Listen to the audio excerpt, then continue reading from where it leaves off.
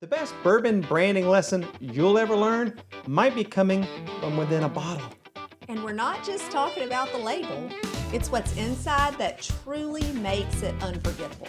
It turns out bourbon and branding might have more in common than you think. Coming up on BrandProof, trending headlines you need to know. Step 5 of the foundations of branding, finish the interior. And yes, branding wisdom straight from a bourbon barrel. Well, this show's not gonna pour itself. Let's get branded. Cheers. The BrandProof podcast is on. The BrandProof podcast is on.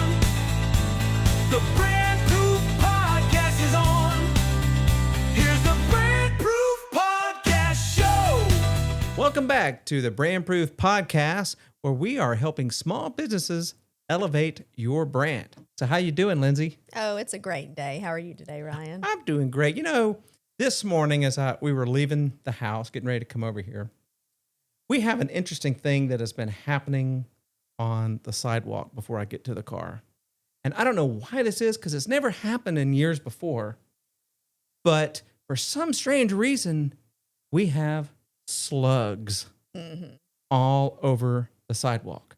Yes. I counted like over a dozen of them. We have earthworms a lot. Slugs, these little, they're about like this. There's just these little slow moving slugs everywhere. And I'm like, what are you doing? What the world?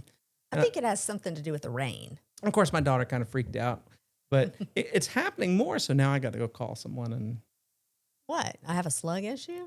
I guess, what do you do? Nothing. Let the poor little things live. But they're everywhere. You They have to don't kinda, hurt anything. It's kind of like you're playing hopscotch around the, It'll help your dexterity and balance. I don't know. I don't know. Maybe. But I'll report back next week and see if the slugs are still there when we do our next episode. All right. This is interesting. And hello, everyone. Be sure to like, subscribe, and comment. We do read everyone. Yeah, we do.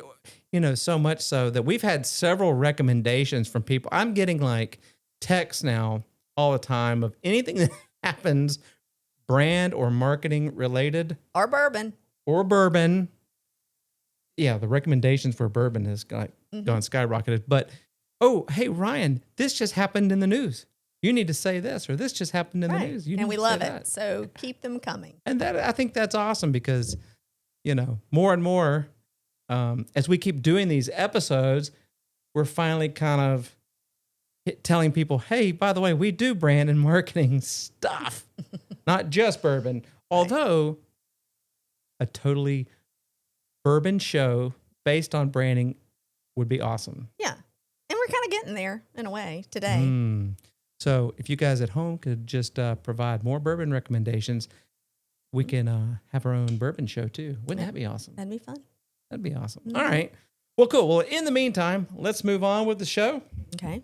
Speaking of all things branding, let's hit our trending marketing headlines of the week. And I think I will go first again, if you don't mind.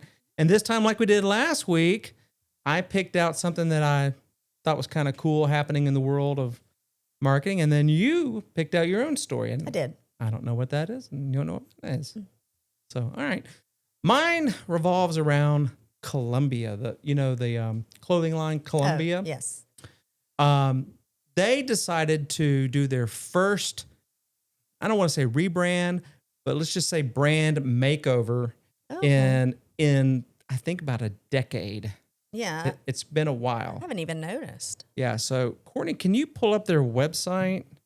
It says Columbia Sportswear unveils a bold new brand chapter in its nearly 90-year history with a campaign that harkens back to the brand's irreverent spirit of the 80s and 90s. Engineered for Whatever is the title of it. Revives the humor and gritty gear testing that made Columbia a maverick in the outdoor industry and a beloved brand around the world. Some people think nature is like this. It's actually like this.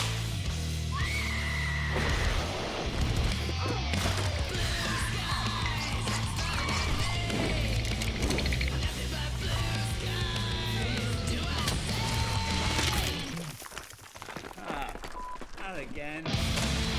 That's why Columbia engineers everything we make for anything nature can throw at you.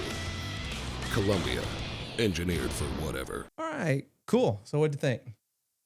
I don't know what I think about that, Ryan. I know why you chose it now, because the lead-in wasn't really computing in my head. I was thinking, oh, it's going back vintage retro, and albeit I don't know what their original ads were, so it took me by surprise. Let me read just a little bit more. Courtney, if you can bring their website back up. So since day one, Columbia hasn't cared about fitting in with everyone else. Over the years, the outdoor category became a sea of sameness, said the executive vice president and Columbia brand president. Our new campaign brings us back to our roots, being unafraid to be different and even a bit crazy. We're going back to the irreverent, confident tone that helped us put us on the map as a global brand. Okay, so knowing that background, There you go. then they hit it. It definitely, Right? was bold. It definitely puts them out of the category of the outdoor sameness of everyone else. So, and I can see that. I mean, Which is a legitimate fear It of, is. you get to doing the same product over and over and over. You do kind of fall in that sea of sameness that he's talking about. and I really do like the campaign that, what is it, engineered for Whatever. Yeah, I like that. That's cool. It's just engineered for whatever. So I think that's spot on their goals. All right. Well, cool. Well, We'll see how it works with the ROI next quarter, right? yeah, absolutely. We will. All right. Well, I guess you're up next then. Yes, 'Cause I have yes. no idea what you're about to cover. And mine isn't exactly that bold. Okay. Surprise, surprise. Surprise, surprise. But I think there's a lot to learn from it, and I think it's very interesting. And Courtney, if you don't mind bringing it up, it's about Airbnb. Okay. They've decided to shift their marketing. And by the way, it's because they've had such an increase in their Q1, Q2 goals that they decided to increase their marketing investment by 19% and then to shift their ad focus. So now, let me pull that up. There we go. They're shifting Yeah, from they TV to social. Okay. So they increased the sales and marketing spend by 18.7% in the 3 months to the end of June. So as they rethink its marketing mix after repositioning as a full-service travel brand offering more than just overnight stays, we're shifting a lot of our advertising from TV to social, said their CEO on a call with investors. He noted that customers are using Google for inspiration rather than high-intent purchase decisions, with social media taking the #1 spot. The whole world is seeing that a lot of travel is switching from desktop to mobile and from Google search to social media. So, what do you think about that, Ryan? I think it's very interesting. Especially now, are they doing it because I have been reading a lot about Airbnb lately, kind of losing its it factor. They're kind of losing some sales because of all of the potential, what do they call it? Illegal home recording devices and stuff. Have you been reading about some of that? I mean, I've heard that sort of thing, but I don't think their sales have dropped. Now, I could have misread that or misunderstood that, but I just took it as, personally speaking, when we were going on vacation, I used to bring up the laptop and I would do our whole trip itinerary there. But now people just pick up their mobile devices. Which is and what I it. do. That's what I do. So I've stayed in Airbnbs. I've never had any problems whatsoever. And I usually, it's the nicest homeowners Right. And ever. VRBO. And VRBO Yeah. and things like that. But I do it all from my phone. So everything, they just keep texting me and Right. So I it's think seamless. the takeaways for a small business owner is to be agile in your marketing strategies. So Right. they are doing well, but they said, our users no longer are just Googling. A Right. lot of them are making the decisions based on their social media. So let's put more money or shift the money and put a little bit more in social media where we're relationship building and we're reaching the right people. So my takeaway for business owners is don't be afraid to stop, even if it's mid-year marketing strategy, marketing budgets, and look at it and say, okay, is it working? Is it working well enough? Could it work even better? And then go to where your audience is. I think it's brilliant. And of course, you would have to know which social medias Yes. to put it on. Right. But Right. trust me, Airbnb, No, they're they there. know. And then I would have to ask myself as a TV guy, is this shift also because of the shift in culture from your normal television advertising methods to now more online, more social, more Oh, yes. that kind of thing. Right. You know, Yes. as the main TV networks are now, I don't want to say dying, but they're definitely taking a major hit in ratings. Right. But they're being replaced by the streaming Right. networks or streaming channels. Right. And a lot of people's ad strategy now, if you purchase these ads, they go onto the YouTube TVs and the streaming channels. So I think we could, split those hairs of what we consider TV advertising and, streaming. I don't know if you're counting the same or different there, but Just regular network. Let's say I don't watch videos on internet, right. right? Right. Which a lot of people don't. A lot of people just still watch the mainstream videos, and that's fine. And think about their strategy. It was very largely Google ad based, and it worked for them. And I think that does work depending on your service industry and your budget. Right.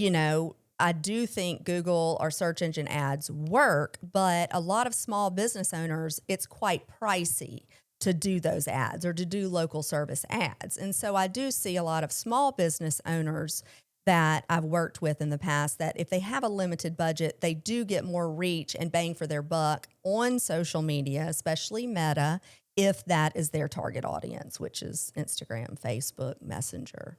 Right. And, as a small business person, I would definitely say if you're going to shift your marketing dollars from a regular TV network to a social media platform, I would just pick one or two platforms to begin with. I would not try to do it, Yes. because as we have learned in our own case studies, that the platforms are not a one size fits all. Right. Like even this show, when we go to, after we've edited it and then we put it all into short videos and we put it on different platforms, we have realized that every single platform has its nuances and its little different, not the videos don't always fit the right. Yeah. It doesn't work as a one size fits all thing for us. Yes, exactly. I mean, I know one guy who is in the residential renovation construction industry, and he loves to do videos, which is so funny to me, but he does a great job at it. So his only place that he puts ad spend in is YouTube. Then I know other business owners who really, let's say they're professional industries, they go to LinkedIn. Now, it's a higher ad spend in the social media world. I think it's a minimum of $10 a day or something, unless that's changed. But they put all their marketing budget there because that's a pretty significant ad spend a month if you look at a small business.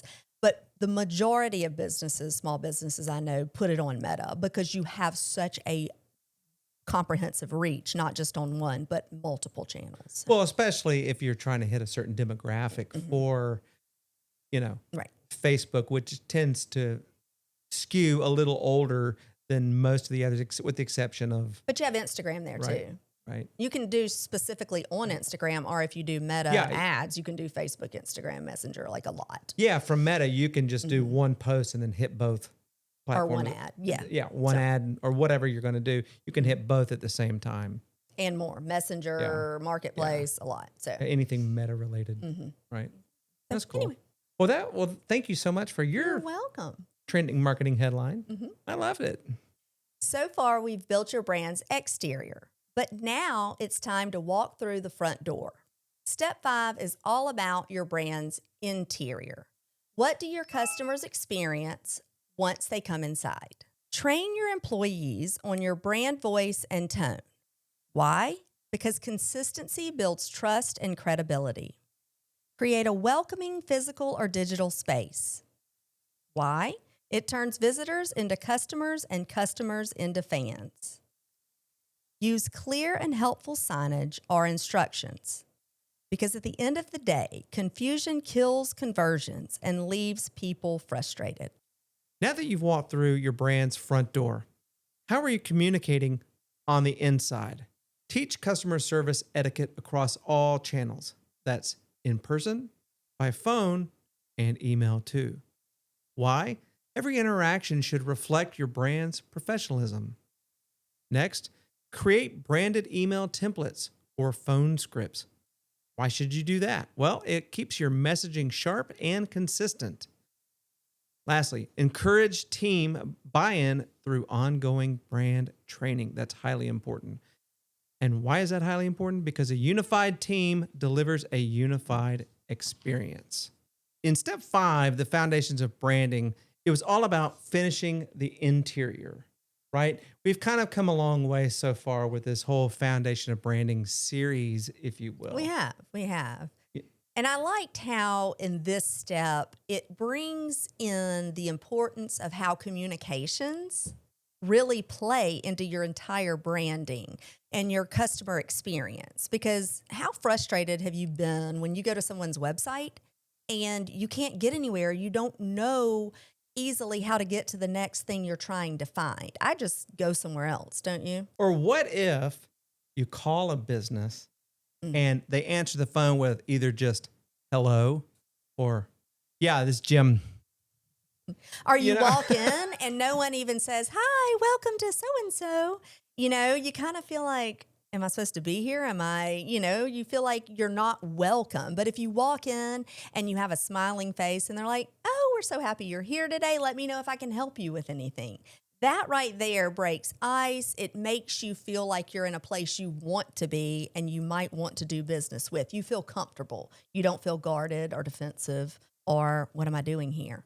Yeah, and I always relate it back to two business types that if you ever have doubts, just go back to these two business types. One is Chick-fil-A. Mm-hmm. My pleasure. They're Yes. always smiling. They're always greeting. Positive. It's positive. The other one that I've always could count on is Disney World, Disneyland. yes. They have a smile on their face. Even the guy that is sweeping the sidewalks is zippity-doo-dah, and he's got a smile. And I'm thinking, he has to be the happiest guy alive. Yes, they have a whole communications tract Right. of their branding of how it's successful and why it's successful because they have a great logo, they have a great look, they have great website, social media, all of the above, but it's all about that experience that each and every customer has when they walk into Disney. Right. It's an experience. Yeah, and I think this you could almost even take this a little step further. Let's say you don't have much walk-in traffic from customers, right? But you do a lot of recruiting externally outside. Mm-hmm. How you communicate from your business to your people in the workforce, let's say like truck drivers, highly important. I once had a business that we were doing the marketing for, and they were trying to recruit more truck drivers for their business, and they were just having a really hard time with that.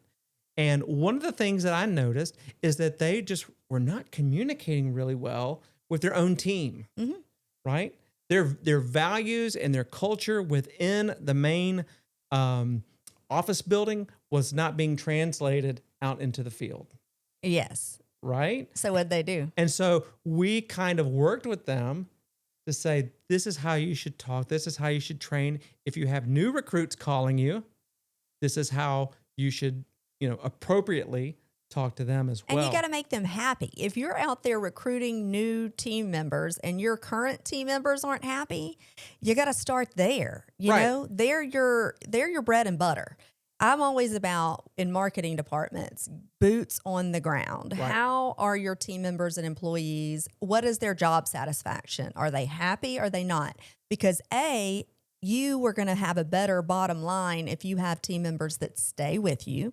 Right. B, they're your biggest referral source. Your biggest referral source. If they're happy at their job, they're going to tell their neighbors and their friends when they're looking for a similar job. And then 3, they can be your biggest cheerleaders on a marketing basis on your actual business brand service. So, Yeah, the way I view it is that's your frontline defense or offense, depending on how you've got them trained. And my recommendation is treat them as the heroes of your company or your business or whatever you're doing, because like you're saying, that if they give a positive recommendation to people out in the field, then that's going to highly reflect your own business back in, but if it can work the other way too. Right. And don't just hand them a brand guide and say, if you use our logo, don't stretch it. Actually include in there the mission of your company, the why, the purpose. What is the heart of your company and your brand? Because then they'll get it. And then, the values. Yeah. They'll have Right. buy-in, they'll get it, and they'll take more ownership if you truly, truly instill it and actually live up to what's in there. So. Okay, so our bourbon brand of the week hits a little bit close to home, if you will. In part of our research, I came across a bourbon that is literally like 30 minutes away from me. I am talking about Judge Roy Bean Spirits. So, Lindsay, have you heard of Judge Roy Bean? Yes, I do. I would hope so, because they're kind of iconic. Yes. And for the viewers that don't know, we live on the Gulf Coast of Alabama. And there used to be a very iconic saloon in our area. I think it's Daphne, Alabama, to be technical. It was Judge Roy Bean. People have said that you could see anything from their mascot, Billy, that's Goat. It was a goat named Billy. Right. He's on the front label. To Jimmy Buffett playing, right? Yeah. And so, but it's not there anymore. You know, I used to live near it years and years and years ago before they tore it down. Mm-hmm. But it looked like this old West saloon that you'd see out in the middle of a desert. Mm-hmm. And I used to think, oh my gosh, is that an okay place? Or is that a biker bar? And the lines would be out the door on a Friday and Saturday. And I think I was too young. I mean, it's been gone quite. I was 23 and it was still there. Okay. So you were probably in there somewhere. Maybe. So We are not going to age ourselves yet again, Ryan. no, but I mean that saloon or bar was just iconic. It was a well-known thing that is kind of it's yesterdays. You know, it's yesteryears that it's missed. So I think it's really cool. I think Jack West, who is gone now, but he owned it. And I've heard, I have not tried it. I've not tried the bourbon yet, but I've heard that the person who decided to make a bourbon after that brand and, you know, capitalize on the nostalgia and bring it back to Alabamians, especially in our region, that vibe, that feel to have Judge Roy Bean. And I actually heard a fun fact about Judge Roy Bean. Because in part of looking up this bourbon, I was trying to think, you know, what kind of person was Judge Roy Bean? Well, first he was from Texas. Okay. Oh, so who the bar was named after, yes, right? The judge himself, Yes. the person himself, not the bar that was right down the street. But he was a judge in Texas. Okay. And he did the funniest thing so apparently back then, 100 years ago, when a couple wanted a divorce, which was a no-no back then, you don't do divorces, they would go to Judge Roy Bean and he would say, okay, for $10, I'll give you a divorce. Which was probably expensive. Expensive, but he would go ahead and do it. Even though it was outlawed, he would go ahead and do it and make the $10. I thought, there you go. Okay. He made it work. Little fun fact. That is fun. That is fun. And I remembered the guy, the brainchild behind Judge Roy Bean Bourbon, isn't it David West? Yes. And he's local too. I think David Gibson. Oh, okay. Jack West was the owner. David Gibson is Gibson like the guitar, is right? the owner of the bourbon. So the bourbon brand. Right. And he created this roughly was about like 4 or 5 years ago. I think it was 22. 22. And I know that a lot of the barrels that they use, we're going to talk about that more in a minute, but there is a very interesting story about where the barrels came from originally, when he started and what's on the inside of the barrels. And yeah, and I'm interested because I know it's a Kentucky straight bourbon. Right. But yet it's Alabama. So I'm curious to learn a little bit more about that. So let's do this because it is our bourbon brand of the week. Let's look a little bit more about their branding, about his branding. Yes, because I heard something interesting about their tagline or the domain, right? It's not Judge Roy Bean, so. Courtney, do you remember what the original domain is? It's on the Facebook page. No. On the Facebook page. Not the actual website that they drinkwiththegoat.com. That's great. That's what it was. Yeah, and then that's a play off of when Billy was at the Judge right. Roy And then if you go to drinkwiththegoat.com, that then forwards to his new one, which is, what was it? It was Judge Roy Bean Spirits.com. Okay. Okay. Right. You want to take a look at the website? Yeah, let's take a look at the website. All right. We got a beautiful looking website. I mean, the picture is high quality. It's very nice. I'm curious if it's our newest bourbon to date, if we're in 2020. I think it's missing a comma though, right there. Go back up. It is. Alabama, comma, Yeah. S. I already found a mistake on. I didn't see that earlier. Okay, sorry. Grammar nerd alert. Yes. And I think we're drinking, it says batch, it looks like 7. Okay, Okay. so this is not the original though. This is the honey. This is the honey cask. Okay. Right here, it's the little bit lighter of one. There's 3 of them. There's the original, and then there's I cannot remember what the darker one is. And then there's the honey cask. Now, the reason we have the honey cask is it was locally recommended to me. Okay. I was told that this is a sweeter kind of bourbon. Mm-hmm. I was told that this was had a little bit kind of a, what would you say? Not a Like mellow? not mellow. This has a little bit of a bite. Okay. I would say upon first taste, which if you've noticed, usually we're drinking bourbon throughout the entire show, but we have waited all the way to the end of the show to do our first taste test so we can kind of show you our gut reaction or knee-jerk reaction on what this is. So we're looking for a sweeter bourbon with kind of a bite. Here, and do you want to go ahead and do it? Oh, it's up to you. Well, we can. Okay. All right. Here we go. Well, cheers. Cheers. Cheers. We'll do this. Smells sweet. Mm. Yeah, it's got a bite. It's not bold though. No. This is not a bold bourbon. This is And did you say it was, what was the honey reference? It's not a honey liqueur. no. When we can get into that more in Okay. just a second here. Okay. But let's look at, let's see, go back to the website, if you will, Courtney, because I just noticed something. Go back up to the top. So they do not have an about page. So one of the things on BrandProof that I always highly recommend is to tell your story.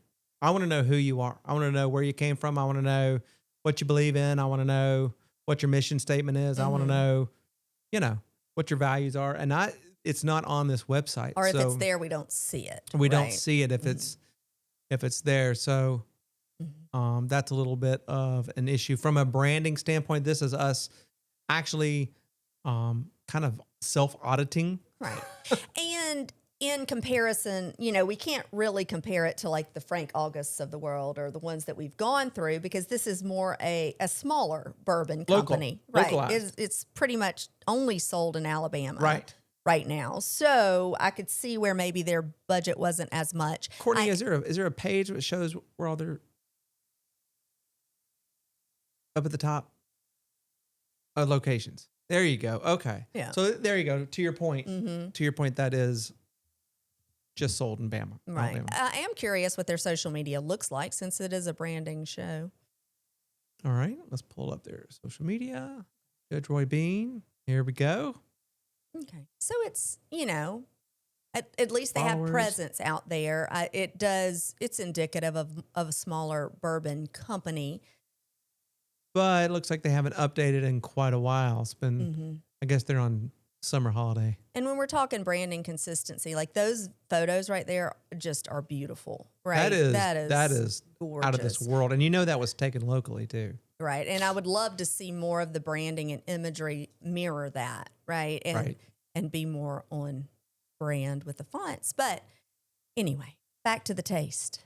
Okay, so I would say, first off, just from a branding perspective before we move on, I would say, But I want to drink. well, that's where I'm just going to wrap it up and just give a little I know. last thought is I think the direction they were originally going in with their branding is spot on.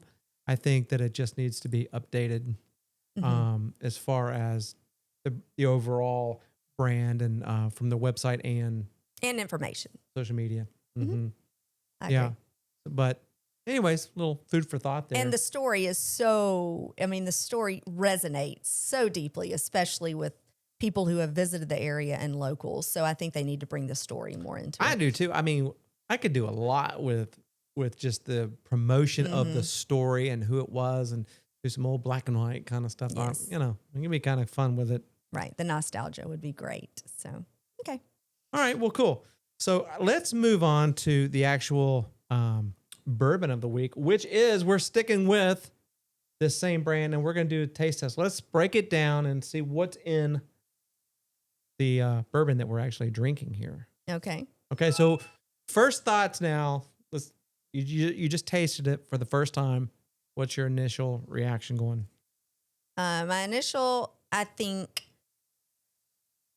I don't know exactly. I don't know how to say it. I don't love it. You don't Ryan. love it. No.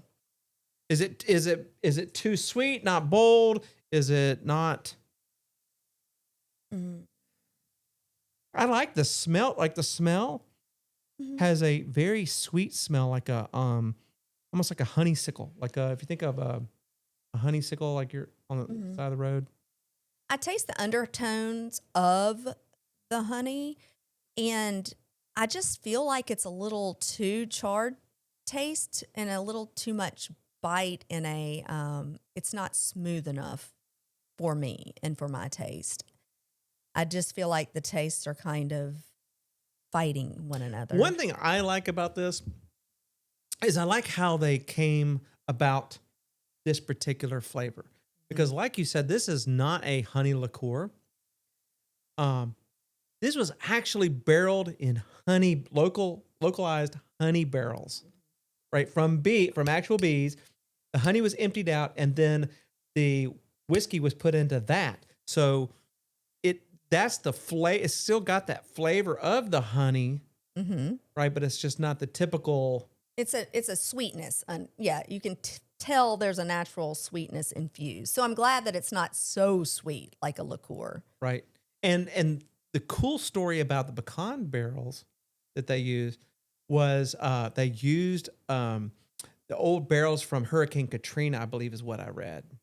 And so it was like they used some of the older wood, some of the stuff after the storm. Okay. And then so you've got the honey barrels where the honey was kept, and then it was poured into this, or they were kind of blended together, I guess you could say, where the honey was coating the barrel. Okay. And then the liquor which came from the pecan barrels was poured into that. And then it was kind of blended together. It's kind of this neat little... Right. And to be classified as a Kentucky straight bourbon, I'm supposing that was done after, right? Or over there in Kentucky. I don't know how that works. I'm just talking about when it was originally. I don't know about now. Okay. So now I know that, what is the rule of thumb we learned about Kentucky bourbon? It's got to be there for 2 years, is it? That To be straight. To be straight. And 1 year to just be. Right. Yeah. And then I do know, is it where in Alabama? Opelika, Alabama? Is that where? I don't know. Yeah, I think it's know. Opelika, Alabama. Okay. Is where Yeah, they bottle it. It's where the bottle is. So it's distributed, I guess, in Kentucky. Or aged. Sorry.